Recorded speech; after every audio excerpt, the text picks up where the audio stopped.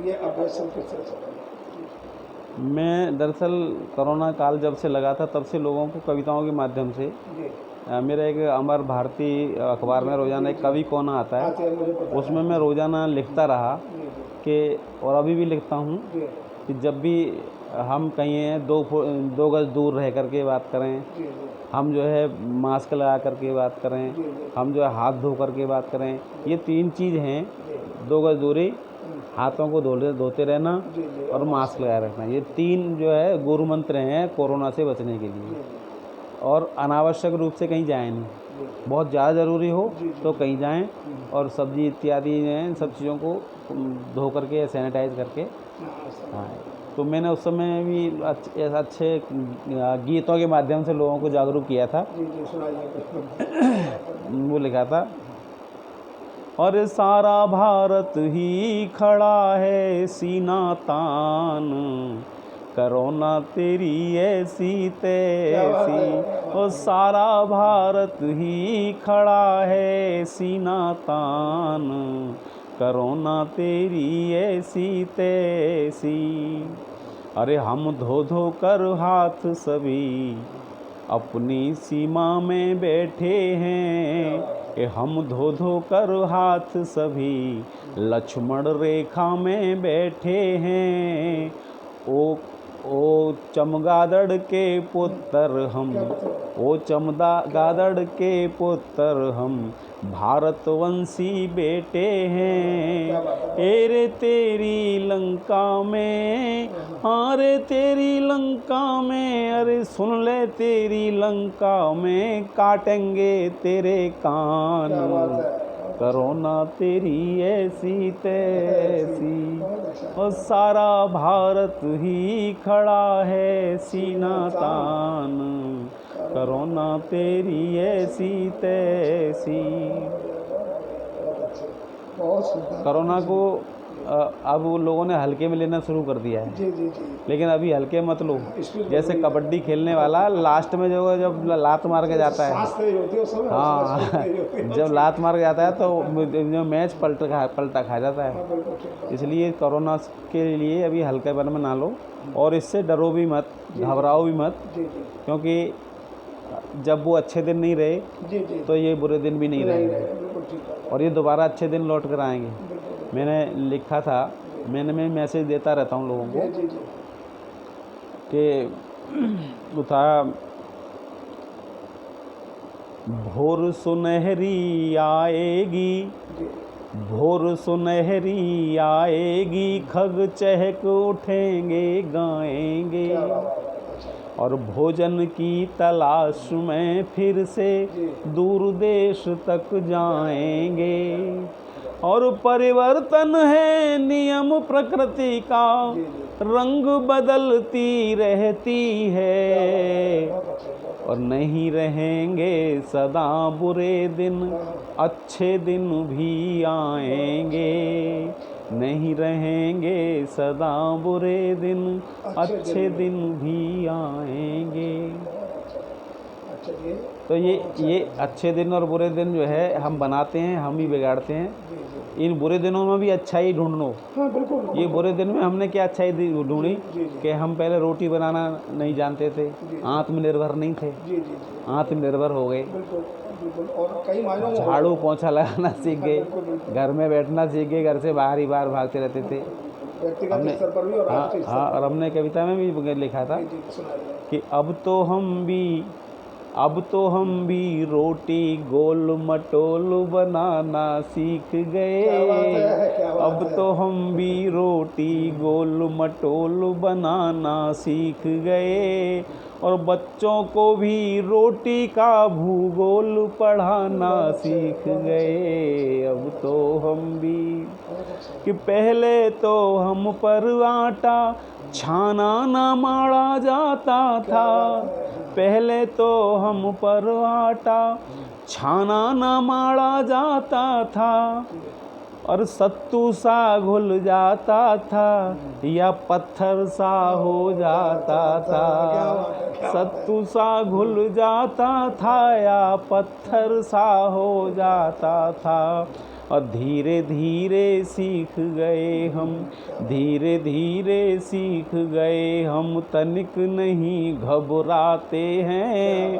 और अब लंका के नक्शे जैसी रोटी नहीं बनाते हैं, अब लंका के नक्शे जैसी रोटी नहीं बनाते हैं। और गोल गोल गप्पे भी बिल्कुल, क्या बात है। गोल गोल गप्पे भी बिल्कुल गोल बनाना सीख गए। और अब तो हम भी रोटी का भूगोल बताना सीख गए, अब तो हम भी। अच्छा, मैं तो चाहूँगा कि अपने हाथों से भाभी को खिलाना सीख गए।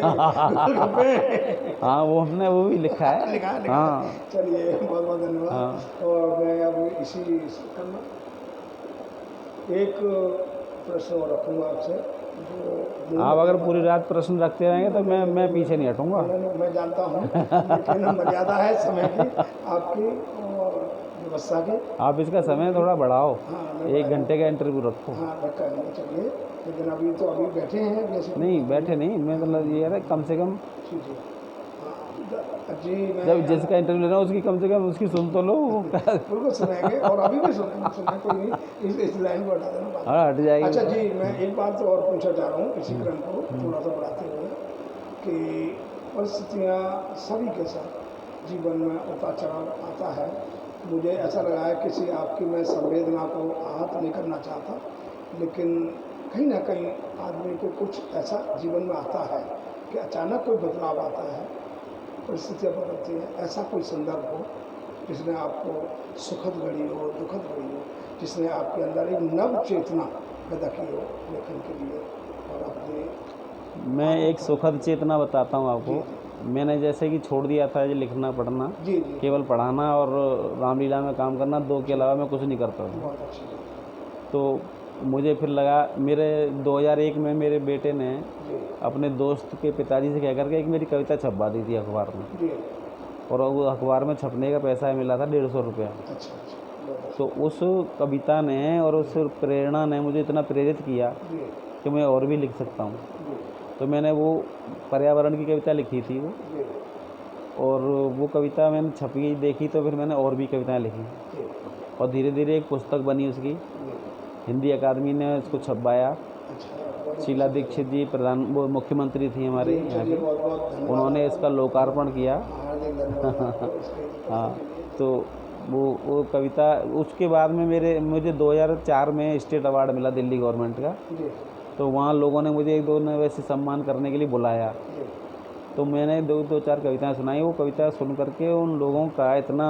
मतलब मुझे आशीर्वाद मिला जी, कि मैं फिर मंचों पर भी आने लगा। चलिए बड़ा अच्छा है। तो एक शुरुआत हुई तो हुई ये जो जिज्ञासा है, थी, हाँ जो ये, मैं जानना चाह रहा हाँ था। ये शुरुआत मुझे बेटे के द्वारा, मेरे के द्वारा चलिए, मुझे प्राप्त हुई। जी और फिर मैंने न दिन देखा न रात देखा। जी और एक खासियत रही मेरी, जी, मैं अपने मुंह से अपनी बड़ाई नहीं करना बड़ाई नहीं चाहता, करेंगे, सच्चाई को लेकिन कहना मैं बड़ाई नहीं होता। सच्चाई बता रहा हाँ, सच हूँ। को कहना बड़ाई नहीं है। मैंने आज तक किसी भी व्यक्ति से जो मुझे कवि सम्मेलन में बुला रहा हो, जी जी, मैंने कभी पैसे की डिमांड नहीं की बहुत प्रसन्न। और ना करूँगा। बड़ी अच्छी बात है, और ये बात मेरे सामने भी आई थी एक बार, मैंने भी रखी थी। कोई आपके पूछता सामने, भी है तो मुझसे, आपने कहा कि नहीं बता कोई पाए। पूछता भी है तो स्वेच्छा से, मैं बताता ही नहीं। बिल्कुल स्वेच्छा से जो हो। जो देना दे दो, नहीं तो मेरे पास समय होता है तो मैं जाता हूँ, नहीं कई होता बार तो नहीं भी लेते हैं आप मुझे बात में। चलिए एक बात इसको मैं और आगे बढ़ाते हुए कहना चाहूँगा कि आपने इस संदर्भ को लागू किया। आपकी कुल कितनी पुस्तकें आ चुकी हैं? कविता और क्या गद्य में भी लेखन किया है या पद्य में किया कविता में? मैंने गद्य में भी लिखा है, लेकिन अभी मैंने उसको प्रकाशित नहीं कराया है। कविता आपकी किताब- मैंने कहानियाँ लिखी हैं। दिल्ली गवर्नमेंट के स्कूल में जी जी, एक किताब आती है, जीवन के रंग नैतिक शिक्षा के संग, हाँ जी 1ली क्लास से 8वीं क्लास तक एक ही किताब है। तो वो अलग अलग सब्जेक्ट, अलग अलग क्लासों की अलग अलग हैं, नाम एक ही है। सिलेबस में है, मतलब वो चल रही है। वो सिलेबस में है। उसमें मैंने 15 कहानियाँ लिखी हैं जी जी, और 82 कविताएं, वो हैं 82 कहानियाँ हैं उसमें, अच्छा अच्छा, और लोगों की भी लिखी हुई। हाँ जी जी, और सब कहानियों के पीछे एक कविता उसी संदर्भ से जुड़ी हुई, जी जी, वो मेरी लिखी हुई है। अच्छा अच्छा, ये कुल मिला के 42 कविताएं मेरी जो हैं दिल्ली गवर्नमेंट के स्कूल में बहुत पढ़ाई जाती हैं। आपको और बधाई हो। हाँ, और एक जो है मधुबन प्रकाशन, जी एक रचना सागर प्रकाशन, जी, इनमें एक 4थी क्लास की किताब में मेरी कविता दोनों इसमें पब्लिकेशंस में लगी हुई हैं, जी जी। वो है पेड़ का दर्द। अच्छा अच्छा अच्छा। तो पर्यावरण की कविता है, जी जी उसकी 2 लाइन सुना दूँ आपको जी, सुनाइए, स्वागत है, बहुत अच्छा। कि रो रो कर एक पेड़ लकड़हारे से एक दिन बोला, क्या बात है। क्यों काटता मुझे ओ भैया, तू है कितना भोला। हाँ, सोच समझ और बता मुझे, मैं तुझसे क्या लेता हूँ। क्या बात है। जी। मैं तो पगले तुझको जग को देता ही देता बहुत अच्छा हूँ। है, बहुत अच्छा कि है। सूरज से प्रकाश पाकर मैं भोजन स्वयं पकाता हूँ, क्या बात है। और धरती माँ से जल ले लेकर अपनी प्यास बहुत अच्छा बुझाता है, बहुत अच्छा है, हूँ। बहुत अच्छा है, बहुत अच्छा। और देख न पाएगा बसंत तू, हाँ, बाढ़ रोक ना पाएगा। क्या बात है। और मुझे काट देगा तू पगले, जीते जी मर बहुत अच्छा, जाएगा। बहुत अच्छी संवेदना व्यक्त की है इस कविता के माध्यम से। ये आज की आवश्यकता है, पर्यावरण मेरी स्वच्छ करने कविताएं के बच्चे लिए। बहुत पढ़ते हैं, जी और जी दिल्ली की कोई मैगजीन नहीं है, जी जी। स्कूलों की जो मैगजीन निकलती हैं एनुअल, कोई मैगजीन नहीं है इसमें मेरी कविता ना छप रही हो। जी जी। बच्चे ले जाते हैं इधर उधर से उठा के, मेरी कविता छपवाते देते हैं चलिए, अपने नाम बहुत से। बहुत धन्यवाद, बहुत धन्यवाद आपका। देखिए, जब मैंने बच्चे आते हैं मैंने तो बच्चों को जागरूक करने के लिए जी जी उन्हीं की शैली में जी। कविताएं लिखी पर्यावरण अच्छा की। अच्छा अच्छा, चलिए। जैसे हम क्यों करें प्रदूषित जी पर्यावरण हमारा हमारा, हम क्यों करें प्रदूषित बहुत अच्छा है। पर्यावरण हमारा, इससे बंधा हुआ है जीवन मरण क्या हमारा बात है, बहुत अच्छे, हमारा, बहुत हम अच्छे, क्यों करें प्रदूषित। ऐसे बड़े बड़े गीत हैं, वो जी जी तो जी, हमें बहुत मैं समझ लगेगा। सकता हूँ। और आपके और जो जैसे जी साइंस के टीचर अपने बच्चों को ये नहीं पढ़ा पाते पराबैंगनी किरणें क्या हैं, वो समझ में नहीं आती उनकी। जी जी, मैंने बड़े तरीके से स्टाइल से उसको समझाने का प्रयास किया कविता के माध्यम कविता से। के माध्यम से। वो मेरी किताब में है। जी जी जी, चलिए हमें। मेरी 5 पुस्तकें छप गई हैं, 2 जी, छपने के लिए अच्छा, बहुत पड़ेगी। अच्छा है, हाँ, कोई समझ नहीं तो मैंने वो लिखी जी कि पराबैंगनी किरणें क्या हैं, आओ तुम्हें बताएं हम, जी और कितनी घातक होती हैं ये, बैठो तो समझाएं हम। कि सूरज से प्रकाश धरती पर 7 रंगों में आता है, और वह ओजोन परत से छन कर श्वेत धूप हो जाता है। और पराबैंगनी किरणों को ओजोन परत हर लेती है, फिर वसुधा को शुद्ध सरलतम श्वेत धूप वह देती है। ऐसे लंबी कविता है। बहुत अच्छा प्रयास है। और आज ये संयोग बना है, अब इसी क्रम को थोड़ा बढ़ाते हुए अगला प्रश्न और आपसे रखूँगा मैं कि आप जो शिक्षा के साथ साथ, संस्कारों के साथ साथ, जो हमारा सत्य न्याय धर्म जो मूल विषय है और हमारे राष्ट्र की विचारधारा है, और माननीय मोदी जी ने भी अभी कोरोना का जो संदर्भ आया था, संदर्भ में उसका परिभाषित किया, उसको अपनी अनुकूलता के आधार पर कि आत्मनिर्भरता में उसको बदलें, परिवर्तन करें, तो उस दिशा में काम किया है। देश में काम हो रहा है। अभी कई योजनाओं में 1,75,000 उन्होंने मध्य प्रदेश में लोगों को मकानों की चाबी दी है। तो देश काम कर रहा है, अच्छी बात है। हमारे सीमा पर चीन है और वो बहुत ज़्यादा उत्पाद मचा रहा है। तो आप चीन के संदर्भ में आपके क्या विचार है, आपका कोई प्रतिक्रिया जाए कि उसका चरित्र क्या है, वो क्या चाह रहा है? देखिए, हम चाइना हो चाहे कोई देश हो, हमारा हमेशा से धर्म रहा है कि हम किसी देश के ऊपर आक्रमण ना करें, ना किसी की ज़मीन लें, ना किसी का धन हड़पें। जी जी हमें बचपन से ही सिखाया जाता है कि सत्य और धर्म के रास्ते पर चलें। जी तो ये हमारा धर्म है और ये हमारा कर्म भी है। जी लेकिन हमें कोई छेड़ता है तो हम छोड़ते नहीं हैं, जी जी जी और हमारी सेनाएं इसके लिए तैयार हैं। और पहले भी तैयार थी, अब भी। पहले चाइना जो है आता था और ज़मीन घेरता था, चल बैठ जाता था आकर के, कोई कुछ कहने वाला नहीं था। अब आ गया है शेर। से बिल्कुल ठीक बात है। अब आ गया है शेर, प्रधानमंत्री जो कर देगा दुश्मन को ढेर। जी बिल्कुल, बहुत अच्छी बात है। अब उसको पता लगा है कि अब हम ये हिंदुस्तान कुछ है, बिल्कुल, और अभी उसकी 2-3 चोटियों पे अब जो जहाँ वो बैठे सबसे थे ऊंची उनको चोटियों पर उनको भारत भगा ने दिया, और अब वो लगा जाकर दिया। जम के बैठ गया। अब उन्हें ले नहीं सकता वो बिल्कुल पूरी ज़िंदगी में। और इसी संदर्भ में मैं कहना चाहता जी हूँ जी, सुनाइए सुनाइए। कि हमारे देश के सैनिक जी कैसे हैं जी जी जी सेना कि जब भी सागर के कलेजे पे कदम रखते हैं, जी जब भी सागर के कलेजे पे कदम रखते हैं, उसके अंजाम समझ सोच के हम रखते हैं।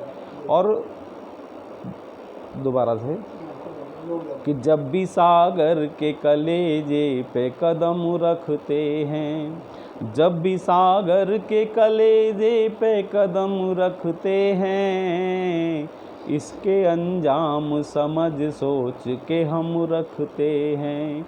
और तेज लहरों से जूझना हमें भी आता है, पार जाने का हर एक हाल में दम रखते हैं, पार जाने का हर एक हाल में दम रखते हैं।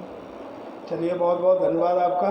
और मैं अगली एक श्रृंखला और, क्योंकि इन पंक्तियों के लिए धन्यवाद बोल रहा हूँ, अभी कार्यक्रम के लिए, जैसे कि आपने कहा कि आज एक बात की बड़ी आवश्यकता है और हमारे देश में ये एक लंबी परंपरा बन गई है कि हमारे जो समाज है उसको जाति वर्ग पंथ के भेदभाव से और जातिगत आरक्षण के आधार पर मुझे लगता है कि कहीं ना कहीं देश को बांटा गया है और उसकी विकृतियाँ आज हमारे सामने देखने को मिल रही हैं। और कई बार ऐसा हो रहा है कि मैंने अक्सर अपनी पत्रिका के माध्यम से इस बात का उल्लेख किया है कि पूरे देश में समान नागरिक संहिता लागू होनी चाहिए और इससे सारी विकृतियाँ, सारा भेदभाव और वो ख़त्म हो जाएगा और हर आदमी को न्याय मिलने का बिल्कुल बिल्कुल मार्ग बनेगा। तो मेरे इस तर्क से आप कहाँ तक मैं सहमत हूँ। मैं चाहता हूँ कि एक देश, हाँ अपने सब एक ध्वजा, जी जी एक कानून जी जी सबके लिए होना चाहिए। बिल्कुल जी, अलग अलग श्यामा प्रसाद मुखर्जी का हाँ, यही सिद्धांत था। पर्सनल का लॉ कुछ नहीं होना चाहिए, जी जी न पर्सनल लॉ हो, जी न जातिगत आरक्षण हो। जी आरक्षण अगर है तो आर्थिक आधार पर हो और तब तक रहे सिर्फ जब तक वो आरक्षण आर्थिक स्थिति में सुदृढ़ ना हो जाए। नहीं, मैं इस बात में एक बात रखना चाह रहा हूँ, आपकी बात काटा कि आर्थिक मदद सरकार करती है, हमेशा से करती है, हर किसी को करती है और आर्थिक मदद हमारी एक आवश्यकता वो अलग है, लेकिन जो मेरिट है आरक्षण की वो ज़्यादा घातक है। क्योंकि आर्थिक अगर कोई पढ़ने की इच्छा शक्ति है उसको सरकार सुविधा देती है, शुरू से देती है, आगे भी देना चाहिए, लेकिन आरक्षण जो अंकों का होता है, अंकों तालिका से होता है, जातिगत आधार पर होता है, उसके बारे में वो गलत है, वो गलत है, वो गलत है। हाँ, तो आर्थिक इससे देश का विकास रुकता है, इस देश की क्वालिटी डाउन होती है, जी जी जी क्वांटिटी बहुत हो जाती है, क्वालिटी डाउन होती है। किसी को भी 45 नंबर लाने वाले को डॉक्टर बना दिया, जो 150 नंबर लेके आया वो घर में बैठा हुआ है। बिल्कुल इसमें तो ये नहीं होना चाहिए। दूसरे अर्थों में अन्याय होता है इसके उसको अंदर। उसी की स्थिति के अनुसार, जी जी उसको उसी के बुद्धि लब्ध के आधार पर ही काम दिया जाना चाहिए। दिया जाना काम चाहिए। दिया जाए, ये नहीं कि इतना बड़ा काम दे दिया कि जो संभाल ही नहीं सकता। योग्यता के आधार पर होना योग्यता चाहिए। के आधार पर मेरिट काम, में, हाँ, जितनी योग्यता है वही काम देना मिले। बिल्कुल बिल्कुल मैं यही कहना चाह रहा हूँ। अभी हम, क्यों मैं किसी का विरोध नहीं करता, जी जी जी ये जो नेत्रहीनों को काम दिया है, अब बच्चों को पढ़ाने का काम दिया है, वो क्या पढ़ाएंगे? हाँ, बिल्कुल ठीक है। बच्चों को देखना भी जरूरी है। उनको वो काम दोगे, उनको तनख्वाह भी दे मिलती रहे और वो और कहीं वो काम कर सके जिस कहीं काम बैठ के उसको काम को करते रहें। तनख्वाह टीचर के बराबर दे दो, बिल्कुल बिल्कुल लेकिन उनको काम वो दो जो उसको बैठे बैठे करते रहें। बिल्कुल जो काम कर सकता है, जो जिस योग्य हो, हाँ। जो पात्रता हो, वही काम देना चाहिए, वो बेहतर अब होता है। बच्चों स्कूल में बच्चों के पास में चले जाते हैं बेचारे, तो वहाँ मजबूरी है, बच्चे उनके साथ उड़नबाजी करते हैं, मजाक करते हैं। हाँ, नहीं, ठीक बात है। तो तो अच्छा कई नहीं। ऐसी व्यवस्था हैं जो कहीं ना कहीं कलंकित करती हैं। अंततः मैं आपसे एक आरक्षण प्रश्न- सिर्फ जो है जी उनको होना चाहिए जो गरीब हैं, जी और उनको एक लिमिटेड जी सीमाओं के अंदर आरक्षण है, जिन्हीं की ज़िंदगी भर के लिए मिल गया। जी जी जी जो करोड़पति हो गए वो भी आरक्षण ले रहे हैं, जी जी जो खाकपति हैं वो भी बेचारे आरक्षण के लिए तरस रहे हैं। तो ये असमानता है। हाँ, बिल्कुल असमानता है। और मुझे एक तो ये लगता है, मेरी पहले भी आपसे चर्चा हुई विषय पर, कि जब हम समान नागरिक संहिता जब लागू होगी तो सभी को समान अधिकार मिलेगा, उसमें जनसंख्या का आधार भी, सारे मापदंड सब बराबर हो जाएंगे। बिल्कुल तो सवाल, एक ही चीज़ की ज़रूरत है इन सारे समस्याओं के समाधान के लिए। बिल्कुल। तो उस पर ही मैं आपको पूछ कर मैं अपनी बताऊँ आपको, मैं बैकवर्ड में मेरा आरक्षण है। मेरा जी जी जी मैं हाँ, वो सुना। बैकवर्ड कास्ट में जी जी लेकिन मैंने आज तक ना तो वो अपना सर्टिफिकेट बनवाया जी जी जी और ना मैंने अप्लाई किया। बिल्कुल नहीं मैं जब अपने बुद्धि के आधार पर, अपने योग्यता के आधार पर बढ़ रहा हूँ, तो मैं क्यों किसी के सहारे क्यों से लें चलूँ? सहारा। और हमारा बैसाखियों मूल क्षत्रिय है, हम बैसाख क्षत्रिय तो हम हाँ क्षत्रिय बैसाखियों पे हैं। क्यों चलूँ? बिल्कुल नहीं चलना मैंने अपने चाहिए। बच्चों का भी सर्टिफिकेट नहीं बनवाया, मैंने नहीं बनाया अभी। बहुत अच्छी बात है, इस तरह में और आप एक ही तरह हाँ, में। तो चलिए अब वो गिड़गिड़ा करके, भीख मांग करके हमें क्या यदि जरूरत है, अपना पुरुषार्थ होना चाहिए पुरुषार्थ होना और पुरुषार्थ ही आदमी को विजयी बनाता है मतलब मानव जीवन में। क्योंकि हम किसी के द्वारा सहायता देने से हमारे अंदर अपनी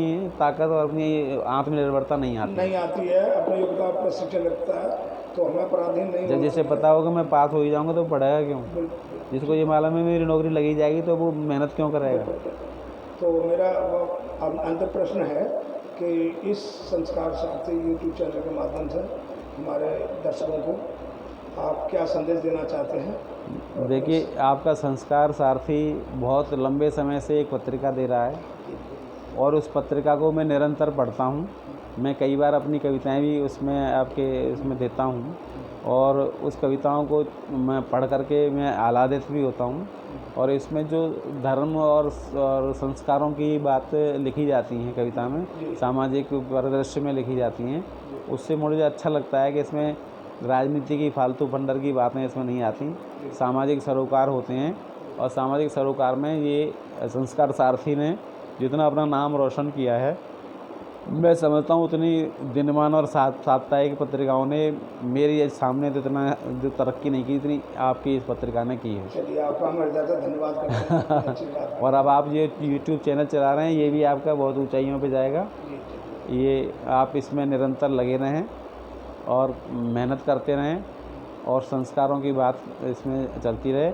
और जिस भी व्यक्ति का इसमें अगर आप साक्षात्कार लेते हैं, जी उनसे एक कविता ज़रूर सुने संस्कारों से जुड़ी हुई। जी जी तो संस्कार बिल्कुल। हाँ, मेरी आपने तो सारी कविता सुनाई संस्कार होगी। मैंने दिल्ली गवर्नमेंट के स्कूल में जो कविताएं लिखी हैं वो नैतिकता की शिक्षा है, वो भी संस्कार हैं। बिल्कुल है, संस्कार का हर कविता नैतिकता की है। जैसे मैं आपको 2 लाइन में सुनाऊँ, जो सुनाइए। ये संस्कार हैं, ये नैतिकता है, कुछ समझ लीजिए दोनों में से। सुनाइए।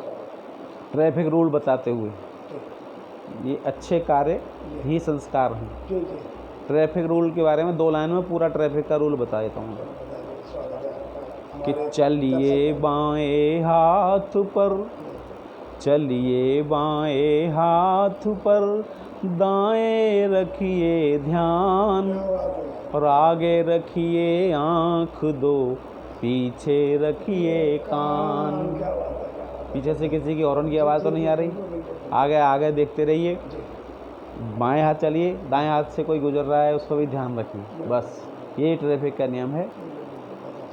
और बाकी जो है, पीला सिग्नल देख कर कम कर दो रफ्तार और वरना सिर धुन रोएगा सारा ही परिवार। और लाल सिग्नलों पर हुए लाल हजारों लाल, क्या बात है, क्या बात है। लाल सिग्नलों पर हुए लाल हजारों लाल और यह सुविधा संकेत ही बन जाता है काल। यह सुविधा संकेत ही बन जाता है काल। बहुत बहुत धन्यवाद आपको भी। बहुत शुभकामनाएं आपके लेखन के लिए, आपके उज्जवल भविष्य के लिए, आपके साहित्यिक जीवन के लिए। मैं चाहता हूं कि आप दीर्घ काल तक इस साधना में लगे रहें और समाज का मार्गदर्शन करें। प्रयास तो यही है सर।